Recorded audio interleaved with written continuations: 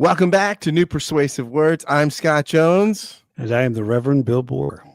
Out here in the fields, Bill, I fight for my meals. I get my back into my living, baby. That's, of course, the opening lines to Baba O'Reilly from this. Right. Very often mistitled is Teenage Wasteland, but that's not the title of the song. No. The title of the song is Baba O'Reilly. I actually did some reading about the song yesterday, which is was a waste. So what inspired you? What made you go back to this song? I like this song a lot. It's I've always liked so, but then I remember there's this great clip from the Newsroom that's at the end of it, I forget what season, maybe the end of season 1 or something, where it's this dramatic scene where they use that song. It's a great use of the song. It's a great Newsroom was pretty good with use of songs. Yeah, as I far like that as show. Scoring the show, popular music was good. It was a great show. show A lot. Yeah. Well, and I like this show, and so does ChatGPT. It was funny. I asked ChatGPT to write us a little summary because we're talking about this article. And then I said, write a summary. We're going to talk about this David Brooks article. Write I said, what would it? All right, it generates a little summary of the description of the podcast, and then it says, "Would you like a sample script of the podcast?" I was like, "Okay, well, what did it say?" It had the whole thing, had the whole intro. It said, "Welcome to New Persuasive." It's like we could go on a pilot, Bill. Very nice, very nice. Yeah, we're replaceable, dude. AI. Well, Vermont's such an interesting place. So this guy, that's your memoir at this point, right? That this could be your memoir. This guy who's on a number of different boards with trying to continue education. Plus, his job is he works for some Swedish foundation, and he was a part of the State Department at one point. But anyway, I don't know why someone gave him my name, but I'm going to be part of a readers theater, and he wrote this play where AI is on trial for destroying. There was some sort of mistake in a Vermont town is destroyed, and so he's doing this thought experiment in the form of a reader's play. So I'm not sure what my role is, but he said we got some professional actors in this. I go, well, and then maybe I should be number 3 guy in the corner. Right, but I just so I'm writing a play right now where the president destroys the country. Oh, but there's no trial. That's called the headlines. But there's no trial, and no one's held accountable. And Elon Musk just rides into the sunset. That's called your morning briefing. I get in my feed every day. In an interesting plot twist, I have Elon going back to a company that he's devastated the share value. Right. This is, by the way, the second company this has happened to. Yeah, no. Twitter. It was funny because I was saying this to somebody. I was saying, but Elon, why would you want this guy doing this? Because of what he did to Twitter. He's like, but Twitter was overvalued. I'm thinking, wait. So, and this guy's a pretty conservative capitalist. I'm saying, so what you're saying is the job of the CEO is to drive down shareholder value because the company's overvalued. It was if Elon was a hero for doing this. I was like, what are you? Are you a Marxist? what this administration is doing to conservative capitalists is funny. It's very funny. I don't know. A lot of them are planning trips to Cuba, Bill. All right. Well, I don't know how, but my portfolio made money last month. I have no idea how that happened. It's not because I'm managing now, Bill. Get out now. It's not because I'm managing it. So I've got smart people, I guess. I would say get out now. Oh, I just went fuzzy. You went fuzzy. Oh, that's what you get, Elon. You made that. You insulted Elon. I adjusted the camera. I adjusted the camera. Why did I go fuzzy there? I don't know. You're even blurry now. I'm never sure if that's my eyes or you. But I'm going to do this. Here's what I'm going to do. It could be like those witness protection things. Okay, your face is blurred. I know. We can't let you know who I'm talking to today. There we go. I just fixed it. Everybody, this is what happens when you're not watching the drama. Right. For those of us who are just listening, we should remind people, if you listen, your camera to the looks show, very good. I'm looking kind of blurry today. I don't know. That's because I'm using my phone. Ah, right. You told me I should use my phone. You should use your phone. You should just take your charging cable and plug it into your phone, and then it would look better. It would look because the camera. I mean, their iPhone camera. You're going on a trip to Italy, and remember when you used to go on trips and you used to have to worry about developing film and right. and all of it. Oh my gosh, this picture of the Sistine Chapel, it didn't come out, and all this stuff. And now you have a better camera in your pocket than any of those cameras that you had. Yeah, I know. It's just remarkable. It is remarkable. But yeah, that's why I mean it's a great webcam. It's a pretty remarkable. Very nice. But for those of you who are listening and don't watch the show live, which is the vast majority of you, we do the show live on Facebook and YouTube. So you could go to our Facebook page, my Facebook page, see it. You go to the YouTube page or whatever, Scott Kent Jones, and you would see it. And I'm sorry, I didn't mean to interrupt you.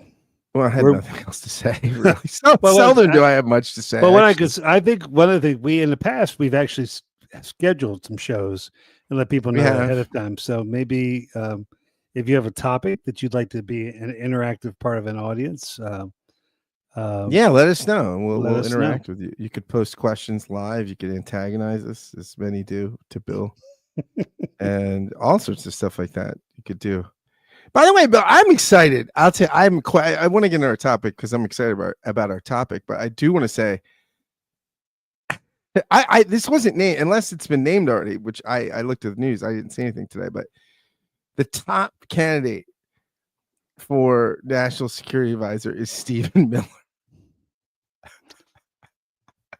Yeah, you actually told me that on the phone. What was that, yesterday or the day before? Yeah, this is a B-level speechwriter for Jeff Sessions. B- levels. Who would? Well, yeah. What do you say about that? I mean, what national security experience does Stephen Miller have at all? I don't know his resume, but what my guess would be none. I mean, I don't think he's worked for Allied Security. I mean, I don't think there's anything that is. Well, I do think he could turn a computer on and off, which apparently he can. That's a very important criteria for Trump. He marvels at that. He is a dark figure, Stephen Miller. Just a soulless. I just imagine he walks by mirrors and does not see a reflection. Yeah, no, that might be an interesting one. The top evil overlords of this administration. Who are that's ranking them evil? I mean, at least Bannon is a likable evil over. There's something about Bannon that, I'd hang out with Bannon. Yes. Not so much Steve Miller, right? Oh, I wouldn't. No. There's nothing. I mean, he's just so. Yeah. He's so, and he gets so incensed whenever he talks with people. Like he just yells and he's accusatory. And he's just got a strange personality. Very, very strange, Bill. Yeah.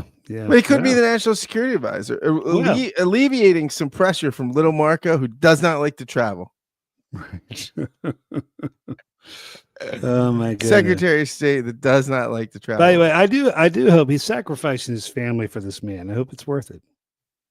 Sacrificing a lot of things. I hope it's worth it. Dignity, sacrifice dignities. Oh, that happened long ago. That happened during the 2016 cycle. The dignity was surrendered. Marco. Yeah, I don't know. It's very interesting, and I don't know. I don't know. Yeah. I don't know what to think about any of it. I do know I drank so much Coke Zero yesterday, so RFK can suck it. People died in 1776, so I could do these things. This is the other thing. That's fascinating too. I have all these friends who are like libertarians who are supporting RFK. He's going to tell you what you can. You're not going to, you can't. All this. This is fascinating. Yeah. My conservative libertarian friends who are for the government regulating your food for Marxism. I don't know. No one's ever accused the American public of being consistent or thoughtful. No. And then I was watching an interview the other day where this Jewish guy who was dressed in drag. He was like, "Hey, do you know?" He was at some event and he interviewed this woman on the street who was at some event in LA or something. He says, white woman, and he says, "Do you know that I would be killed in Gaza?" And she's like, "No, but why?" And she's like, "Well, it's an Islamic State and they kill people like me. They don't support me." "Well, Israel would kill you too, right?" "No, it's very supportive of LGBTQ. They have pride marches." And she goes, "But wait, Israel's an Islamic State too, right?" Just like, they're stupid to live. Oh my there are people. I just wish, Bill, sometimes people wore signs that said I'm stupid. Like let's say you're just waiting for the bus, which I do every day, and you see the SEPTA driver and he's got a sign, "Stupid." That's okay, I'll wait for the next bus.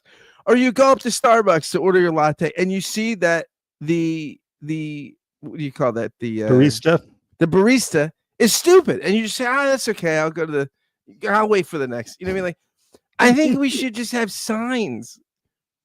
We're at that point, I think, where we would be hugely served as a body politic. I'm not saying I wouldn't be nice to the people. I'm just saying if people just walked around with stupid signs on. So how many signs would need to be made for the current Congress? Yeah, you would need. I would say probably. I mean, and just not because I don't like their politics, because they're intelligent people who I don't like their politics. I would say that you had. I mean, whatever your definition of stupid is, there's a lot of them. I would say 150 minimal. And now you're not talking spineless cowards. That would be another group of signs. I'm saying to our listeners, the odds are, and I'm not trying to be a jerk here. I'm not, because these are people who God loves, for whom Christ died. There are stupid people on your block, lots of them, and depending on your zip code, that could change. I mean, this is an epidemic. I mean, there are a lot of. There's a barrage. It's just we're inundated with stupid. I do like to remember. I do appreciate. At some level, there's a perversity. Look, when you watch the Darwin Awards. Oh yeah, yeah. I watched a video on Facebook. Yeah, today. This is why I'm part of the problem. You watching this stuff. This guy was trying to draw sharks. They were trying to catch a shark, and he used his girlfriend as bait. That's a bobber. They like. I'm gonna send you this video if I can find it. There's like a floater that she put floaters on it, and they attached her to a manta, dead manta, I guess, that they were using for bait. Wow. Yeah, this is what goes on, Bill. And now, Bill, let's go on to paganism and the decline of Western culture. I think that's a really good segue. Actually, that's a good intro. This is please, Congress. Well, anybody, where are the Visigoths when we need them? Yeah, well, no, they're here. Yeah, the Visigoths are an insult to the Visigoths. Bill. Well, there were some very fine Visigoths. Yeah, it's not. I don't want to put that. This is like I've told you about these Mussolini comparisons. It's not fair to Mussolini. Yeah. So this is a little piece that I sent you that is making the rounds, right? By David Brooks. How to survive. Can we just say one thing about David Brooks, regardless of how you feel about it? He's creating conversation. Whatever religion you identify him as, or he identifies as, right? He's like one of the great opinion makers. No, I think he actually and he certainly his sentiments often align with ours. So often. And this piece is called "How to Survive the Trump Years with Your Spirit Intact." And let me tell you this came 85 days too late. Yeah. My spirit is done. Okay. I mean, right. This Can we just say, wait. We dedicate the rest of this episode to the memory of William Henry Harrison. Yeah. Who had a great 100 days. Better 100 days of Trump, and he was dead for 80 of them. I think 70, but anyway. 70, Yeah. What's 10 between friends? That's why you see the Saturday Night Live cold open. He says, "I've been president for 100 days. Feels like 100 years. I know." I mean, it's just amazing. Uh, but but I'll read a couple paragraphs here. Right, and tell us where we can, if we want. Where does this? Well, it'll be in the show. This is in the New York Times, so it's paywalled for folks. I'll put a link, but unless you're a subscriber, you won't. Right. In fact, ChatGPT, when I asked it to summarize this for a podcasting, it said, "No, this is behind a paywall." Access to it. So even ChatGPT. I'm sorry, Scott. I cannot do that. Could not do it. He's talking about the exhaustion. He says, he's just forgotten how exhausting it is to live in Trump world. And he said, he says, if there's one word to define Trump's atmosphere, it is pagan. The pagan values of ancient Rome celebrated power, manliness, conquest, ego, fame, competitiveness, and prowess. And it is those values that have always been at the core of Trump's being, from his real estate grandiosity to his love of pro wrestling to his king of the jungle version of American greatness. The pagan ethos has always appealed to grandiose male narcissists because it gives them permission to grab whatever they want. This ethos encourages egoists to puff themselves up and boast in a way they find urgently satisfying. Self-love is the only form of love they know. The pagan culture is seductive because it lures you with images of heroism, might, and glory.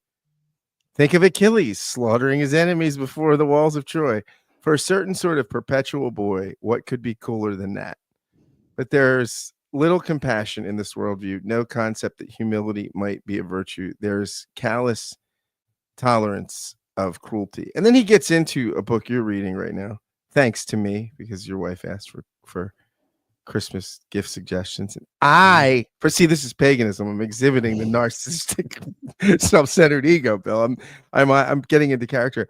No, but Tom Holland, he quotes Tom Holland and looks at this. And Tom Holland, who has spent a lot of time in antiquity, and just he's quite candid, Holland, about just how he says gradually Holland just has become more appalled by his subject matter, by how classical antiquity, it could just be incredibly cruel and callous and dark. And this is really, when he's saying, if you look at what making America great again is, and remaking America in the image of Trump, it's not a restoration of Christian values. It's a exaltation of paganism. Right. Well, it's interesting too. Even now they're promoting Americans having more babies, which was the program of the second century emperors, because the Roman Empire in the second century was facing a declining birth rate as well. So to be a good patriotic Roman woman was to try to produce five births. That was the goal.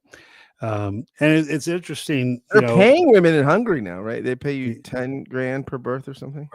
So there is, it's really. If that's the model, what I would do for cultural renewal, I always think the signs of a great culture, Hungary. Yeah, that's right. So it's just what I think of as the golden age of the 21st century. Yeah. Hungary.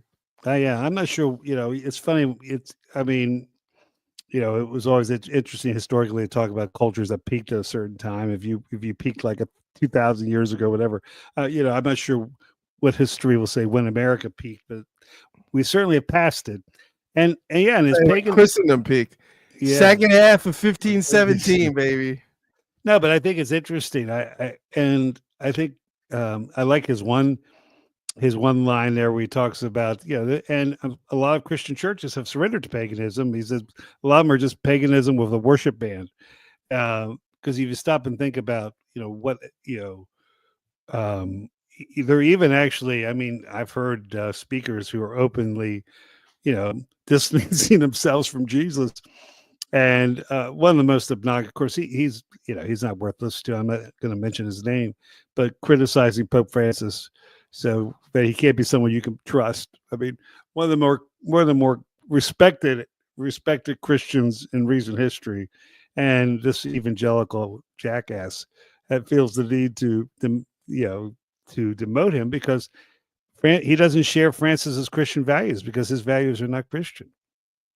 And I think, I've said this for years, that traditional Christian family values in some of these circles are really traditional second century pagan family values. If you look at what Christians were talking about, what was the ideal? It's certainly not what you've gotten from Focus on the Family and other folks. So and that's just gone, at least they were, they thought they were Christians and were trying to be, their version of a Christian culture. But boy, what that movement and others have birthed is just, it is second century Roman paganism.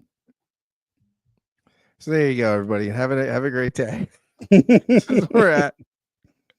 Go watch Troy if you want to know where it's story. Right. Well, and even like and the sympathetic character in that is Hector. I mean, it's not the Greek ideal is not the one that's Hector and his wife. It's a beautiful, matter of fact, one of the most beautiful sections from that is Hector and his wife's interaction, but they lose, right? They're killed by Achilles, the ideal. And again, even I like my heroes not killed by Achilles. Okay. Right. Well, we've talked about this not so subtle homoeroticism around the Trump thing, and Achilles is a good hero for that. One of the things too is that, and this is where I'm.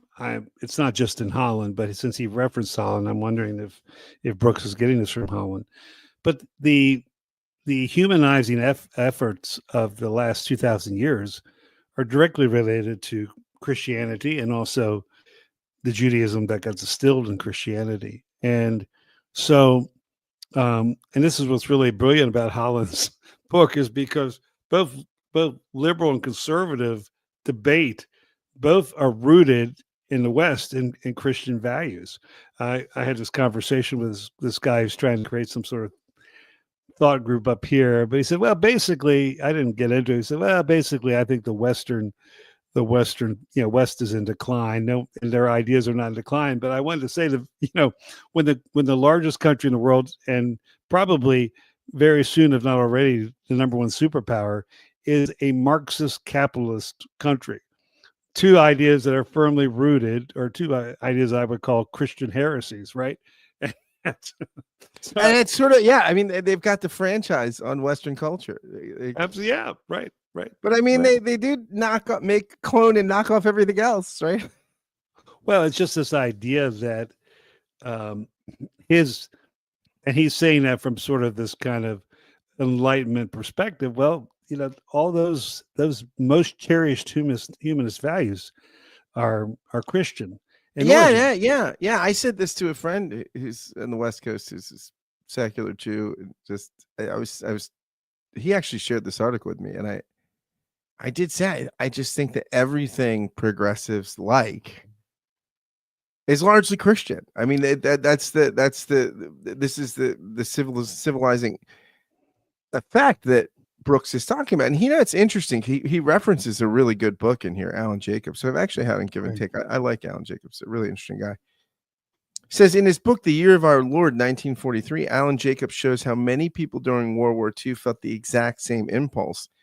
With the bomb blasts of savagery growing greater in their ears, people like C.S. Lewis and the University of Chicago president Robert Maynard Hutchins recommitted themselves to humane education, to the task of raising generations that would never again fall for the strongman's seductive promise of domination. That era eventually produced a golden age of public theology: Reinhold Niebuhr, Abraham Joshua Heschel, Martin Luther King, and so much else. Yeah. And I also think, now, and again, it's not without, I mean, what's being attacked right now? The humanities, liberal arts colleges, the university, things like that. Now, let me say this. I think there have certainly been large segments of the progressive movement that has rejected Western values and culture as well. In other words, there's a sense where a lot, the whole deconstructionist project in many ways was moving away from the best of what humans had achieved. And just because we say things are rooted in Christian values does not mean Christians have had these values, have been consistent. No. I mean, I'll tell you where they do have those values, though, Bill. Carmel, Indiana. Indiana. Things just work. Very good. Yeah.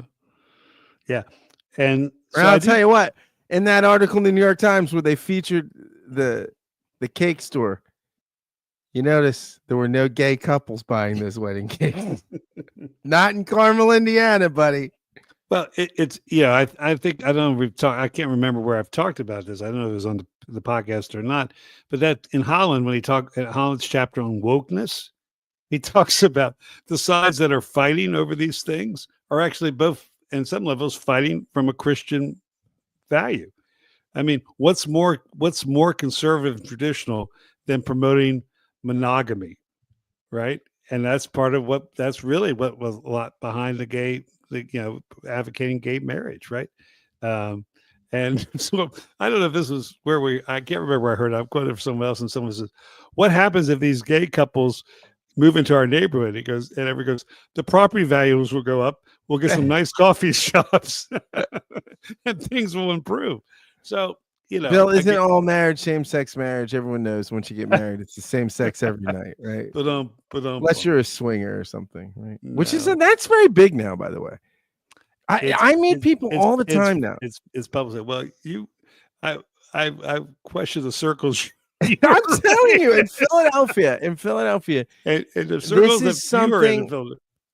this is something that people are not in the closet about anymore. Oh, bro, no, I know there's the openness of it. There's there are people that just much more frequently are talking about openly being an open relationships, being polyamorous. The new term is ENM, Bill. ENM, ethically non-monogamous. Ah, very nice. Yeah, I guess that means you tell your spouse about it afterwards or something. I don't know. It's like a throuple. Is that what the three? Well, we had a throuple that were part of our. I brought a kid to preschool at one of my churches back in suburban Philadelphia. Who pays tuition? Well, it got paid. I don't. Hey. The director came to me and said, "What do we do about this?" I go, "Well, are they paying?" and we have a chance to love their child. So I think we. Hey, are they paying? Exactly. Yeah. No, I think I started with the love the child, but then I did make sure they were paying. I don't know. I mean, of course, but there's a sense where, I mean, it's not like.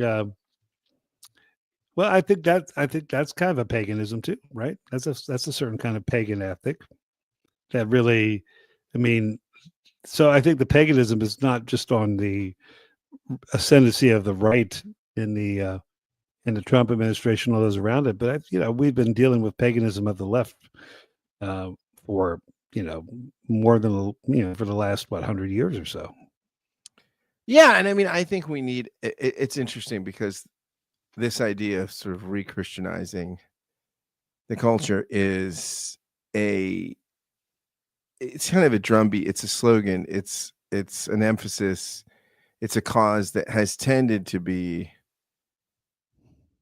trumpeted by the right. It tends to be folks like Moscow, Idaho tend to say this sort of stuff. But it's something that that book, The Year of Our Lord 1943, that Brooks cites by Alan Jacobs. I mean, he talks about people that were, in England, the Moot Society, people like that were really thinking about this, that saw that, and a lot of these were progressive people. That had this sense that there needed to be a rehumanizing of the culture. I mean, T.S. Eliot. This is what people probably wouldn't call necessarily Eliot progressive, although he doesn't map very well on maps like that. But Notes Toward an Understanding of Culture is exactly this. I mean, his sense of the crisis and how he was quite candid about his thesis, which I tend to agree with, that there's just a spiritual animating force under all culture, right? That cultures are inherently religious,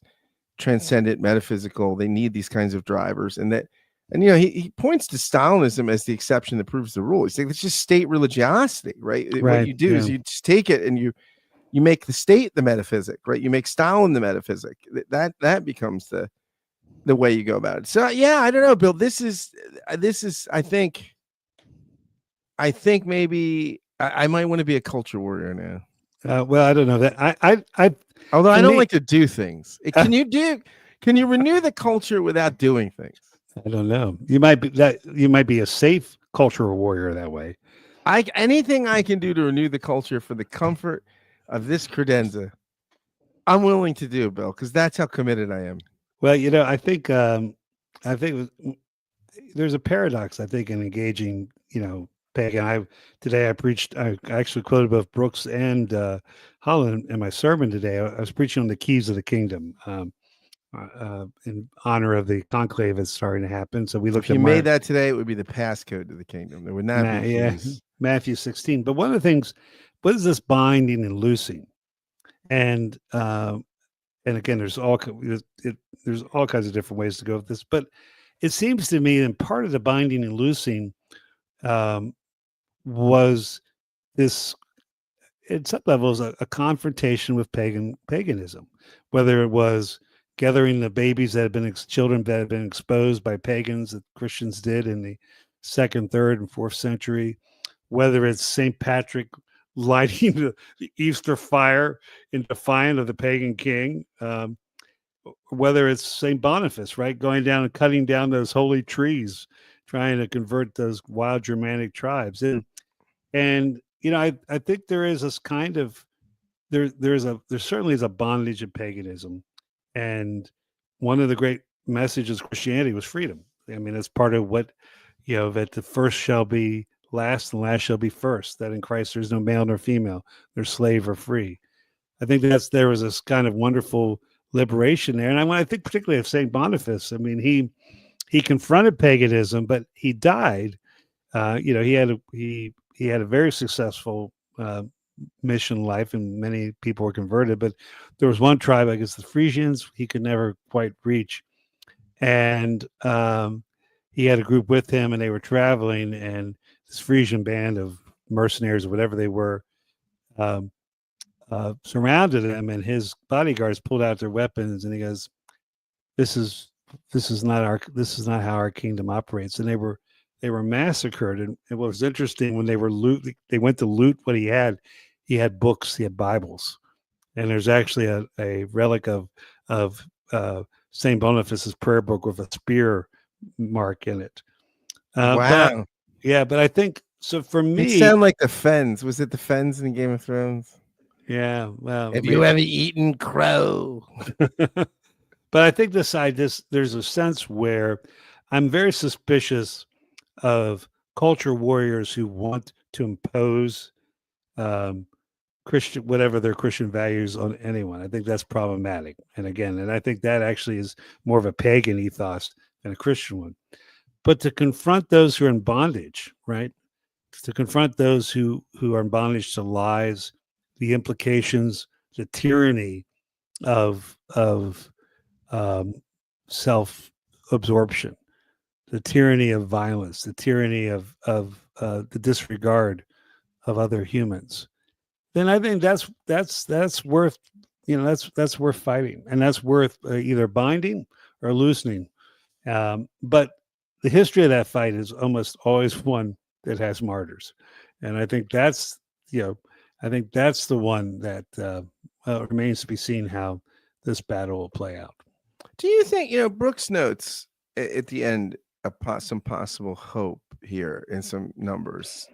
He notes that the decline of religious participation, which was pretty drastic between 2010 and 2020, seems to have abated. And according to research by the Barna Group, which does they do a lot of exhaustive research, 66% of Americans say they have made a personal commitment to Jesus. This is a 12-point percentage jump since 2021. And he says in France, the Catholic Church has seen a 45% increase in new catechumens this year compared with last year for Easter.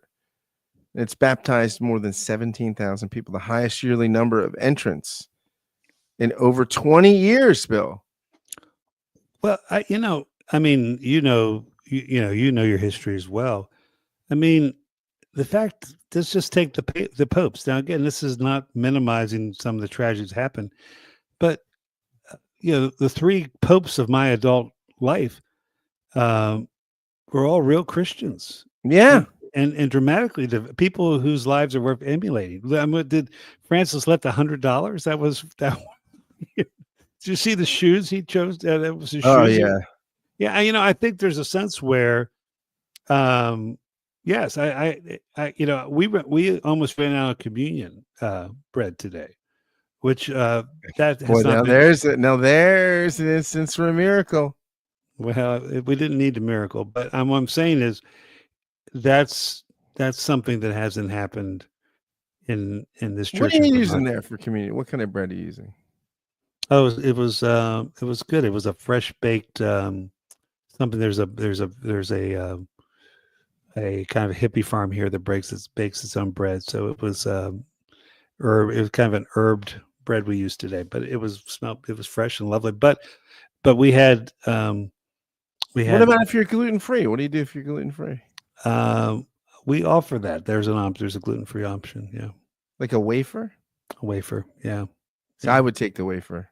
Yeah. I like the unleavened, the eschatological symbolism. Well, what I'm just saying is that all my colleagues, not all of but my colleagues here in town who I work closely with, we would also affirm that there are people are coming in the church more than have been here for the last 20, 30 years. So it's anecdotal, but I don't I think it's I'm going to go to a C. I've never been to a CC, and I'm Francis has kind of always been a very like a formative saint for me. And I was reading some of the the little flowers, some of the legendary stuff around him that actually stories came from his inner circle. But the story of Brother Wolf, where there's a wolf terrorizing the community, and people are afraid of it, and it kills livestock, is killing people. And so Francis said, "Well, I will go. I'll go talk to the wolf." And there's a group of people from the town that come with him, but they get closer and they say, "We're afraid to go on." And he goes, "You stay here." He says, "I will go to the wolf." And I think that's the call. We have to go to the wolf. I don't think you have to push that metaphor too far to understand what we're trying to say here. No. Like the wolf, like Mussolini, might be unfair to the wolf. Well, yeah, I mean, I do think it might be it's a new missionary age where like many great missionary figures, you're going in to bring the gospel and to civilize the culture. That's what might be the calling once again. Or I think in America, we have to convert people who call themselves Christians. But, sure. Yeah. Sure. And I'll do it right from behind this credenza. As long as I don't have to leave home very often, Bill, I'm all about it. Right, man.